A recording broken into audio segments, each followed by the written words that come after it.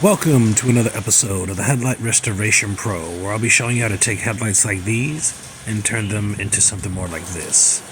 Perfect, brand new, crystal clear, oh yeah, and I will be doing them in the rain. Check that out. Stay tuned. The Headlight Restoration Pro.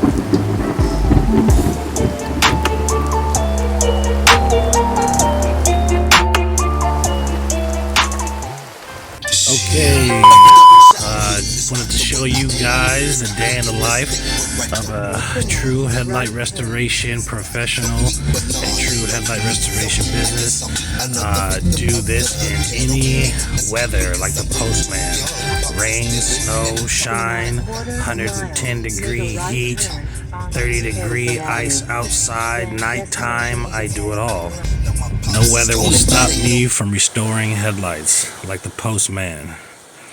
Anyhow, yeah, if you ain't doing headlight restoration in the rain, if you ain't getting wet, if you ain't out here like this, I mean, do you really do headlights?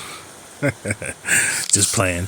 But yeah, I'm pretty extreme. I don't care. I'll figure a way out how to do it. I'll do headlight restoration underwater. I'm a true headlight restoration expert. There's ways around the weather. You got to get paid. You got to take care of your customers. We've had a rainstorm here where I stay for about 2 weeks straight, and it don't stop the show.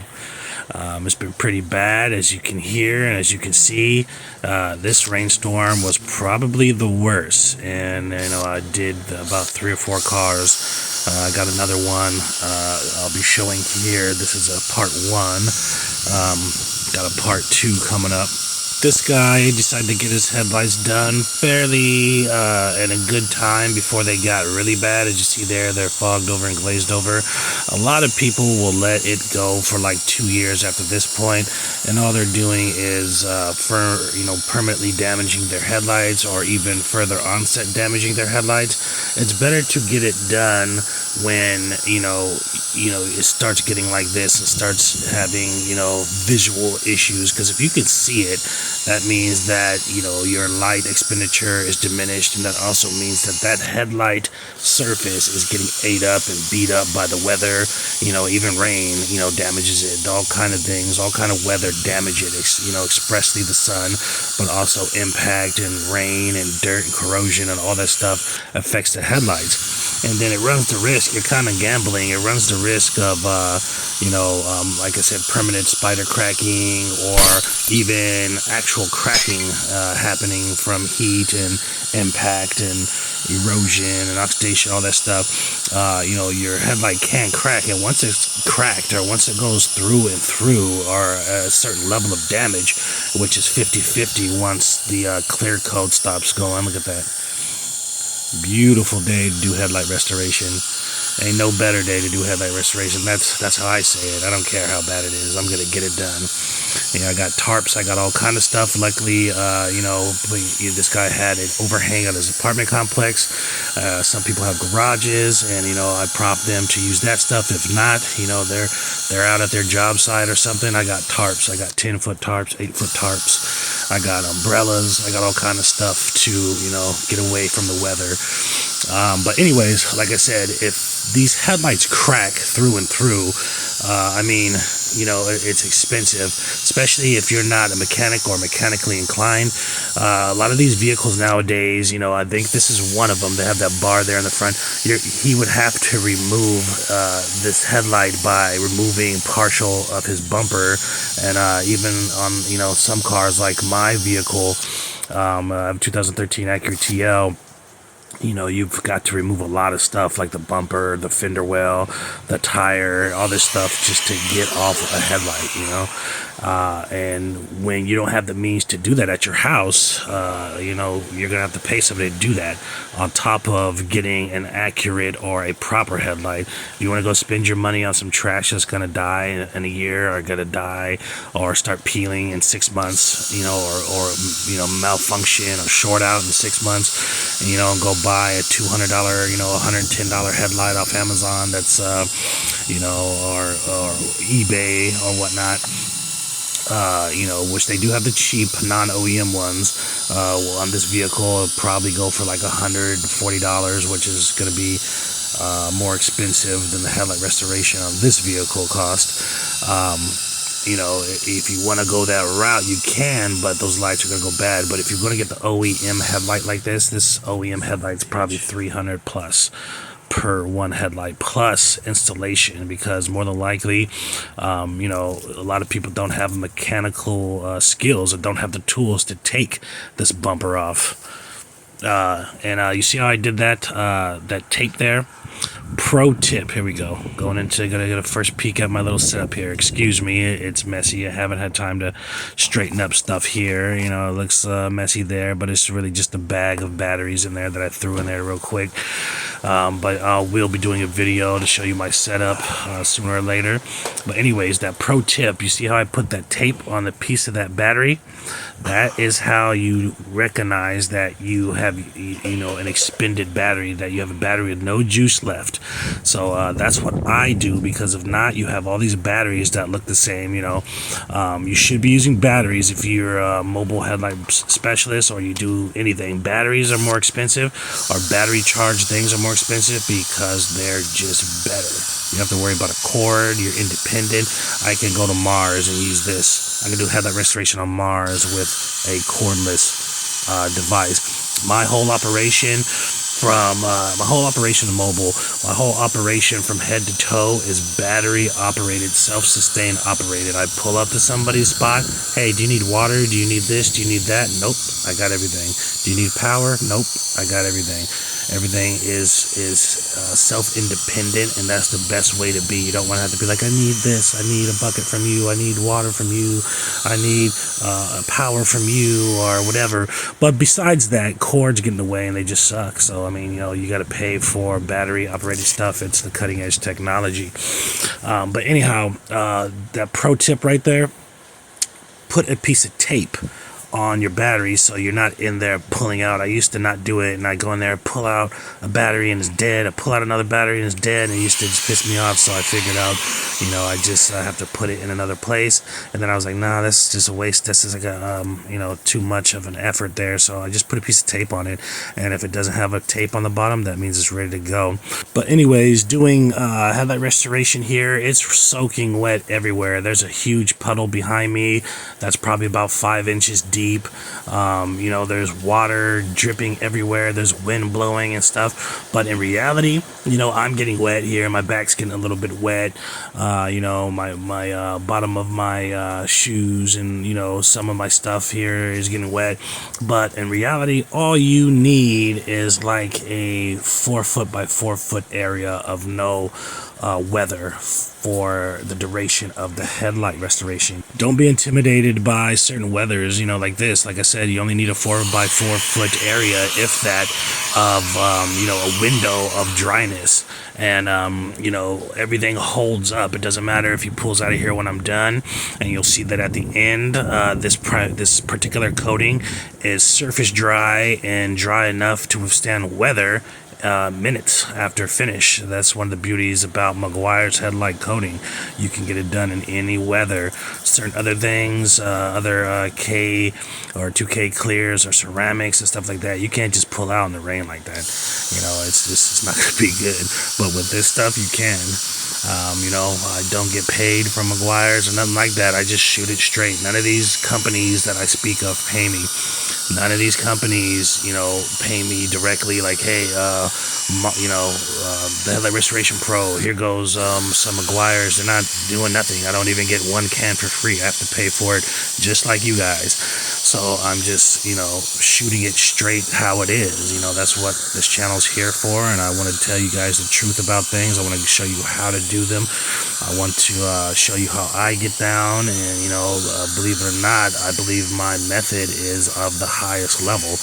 There's only one level. There's a bunch of different ways to get to that level, but my headlight restoration is definitely on the level. So, that. You see it with every video. Not to toot my own horn, but I get down. But anyhow, headlight restoration in the rain. Every weather is possible. I live in a city where the winter times, this morning or the other morning, there's ice all over the cars. It's about 29 degrees when you wake up in the morning at 6, 7 o'clock. It's freezing at night, and then the next day it's raining like this. It's raining for 2 weeks or whatever. During the summertime, it gets up to, I think last summer broke the record for 116. And it gets really hot, it gets really cold, it gets really wet, no snow, but all these weathers do not mess with headlight restoration. There's one weather that I kind of hate the most, and it slows up stuff, and sometimes you can't do it, and that is the wind. Okay, now the wind is awesome for every other aspect of headlight restoration except for when you're trying to seal it. When you're trying to seal it with the spray sealer, it's damn near impossible. You have to wait for pockets of non-activity, meaning no wind, which is hard to do sometimes. And during those windy days, what I'll do is I'll use my 3M towelette, even though it's an inferior method of, it's a great product, but it's an inferior method of applications. Any kind of spray is always going to be better than any kind of towelette or hand applicator, okay? It's not going to be as uniformed. It's just not going to come out as good. There's no way. Okay, 'cause spraying leaves a whole shell. It's untouched. When you're touching surface to something else, there's an adulteration there. There's fibers. There's something there that's putting it on. When you're spraying, it's directly on there. There's no adulteration. So there's no way. And this is from experience, and this is from common sense and science. There's no way that a towelette or any kind of hand application can compete with a spray application. That's Headlight Restoration 101. But I use those because they have to be done with the wind and stuff like that. There's no way for you to spray it correctly, and you'll get clumping, or you'll get too much overspray on the vehicles, and it just doesn't work right. I've tried it different times, so it's very rare that I have to do that, but I have had to do that in the past. But with wind, that's even a problem because you have debris blowing around. So, it's best to not mess with the wind if possible.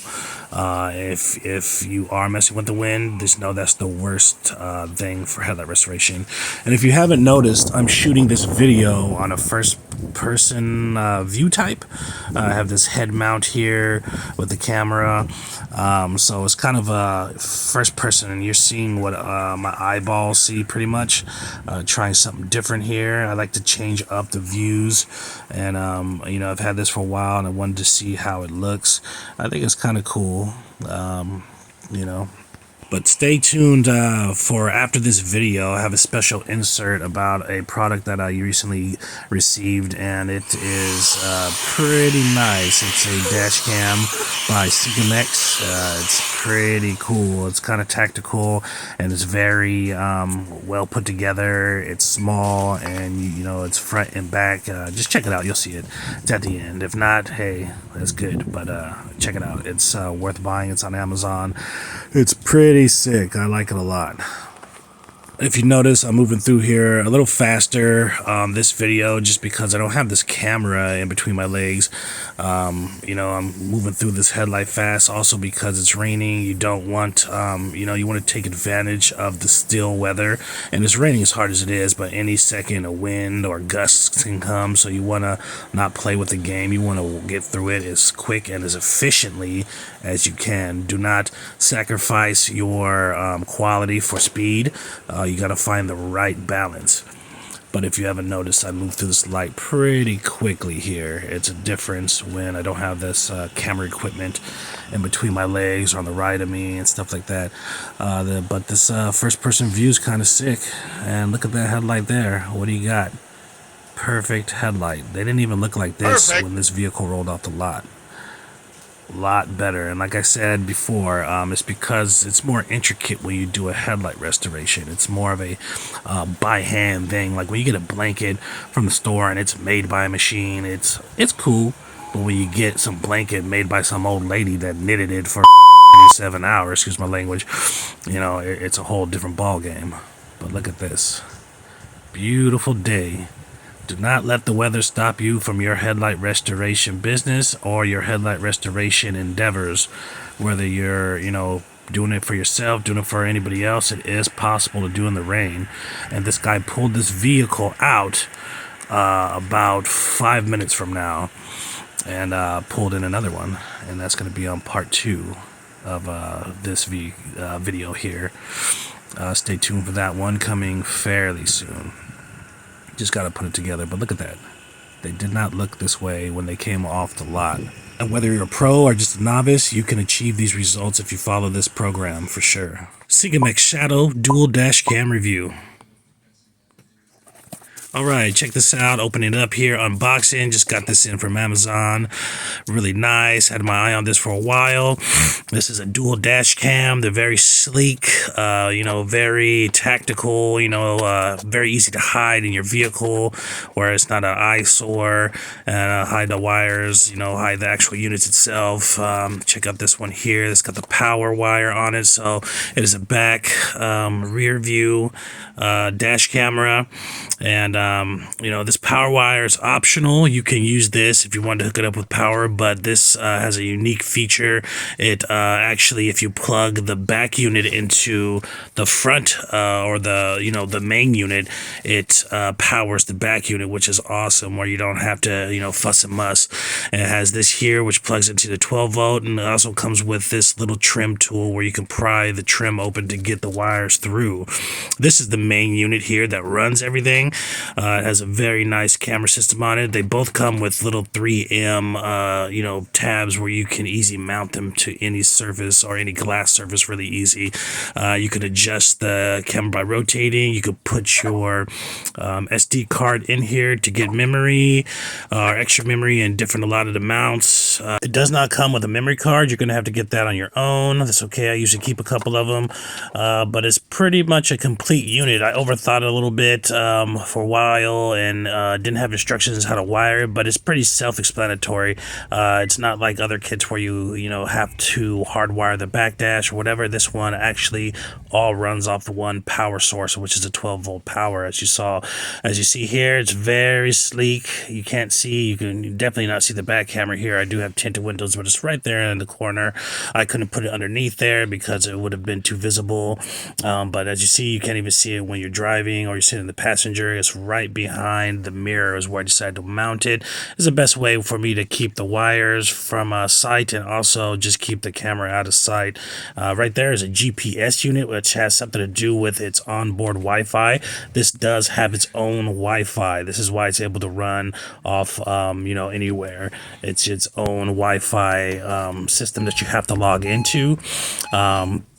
Which is pretty cool. I've never seen that before. As you see there, it lets you know that's on. When you turn it on, it has that nice little sound. It's a pretty good system. As far as the hardware is amazing. The software setup is pretty good, but it does have some kinks that happen time to time. They probably will be upgrading the software sooner or later, but as you see here, the front camera is really, really, really good. Real clarity, real good, clarity, 1080p, whatnot. It's really wide angle. With this unit, you can only operate the unit while using their Wi-Fi, which means you have to be in the car to do all this stuff. I tried to use it inside the house. It did not work. You have to be in their Wi-Fi to operate their software, so it means you have to be in the car to use this. But what you can do is download any one of these recordings or films into your phone, as I have done here, and I'm showing you this from my phone onto another phone. So this phone that's being shown, the Samsung, does not have service, so with their Wi-Fi you can use this with any phone, tablet, or whatever. You don't necessarily need a service, which is nice if you wanted to mount a Wi-Fi device so you can do all this manually without using your phone. This is a rear view recording of earlier. This is what it looks like in the back. This is an actual recording, not camera to camera. This is an actual recording downloaded from the system. Anything, like I said, you record on the system, you can download into your phone or into your or whatever you would like. This is a recording of the front earlier. As you can see, the audio recording is very awesome. I like to listen to music while I drive. This is what you're hearing here. This is a night view of the front camera. As you can see, it's very clear, very nice, has a good night vision about it. Also, you can hear the audio once again. And here is a night view of the back camera. This is one of the downfalls, but I mean, for the price, it's pretty amazing. I definitely would recommend it.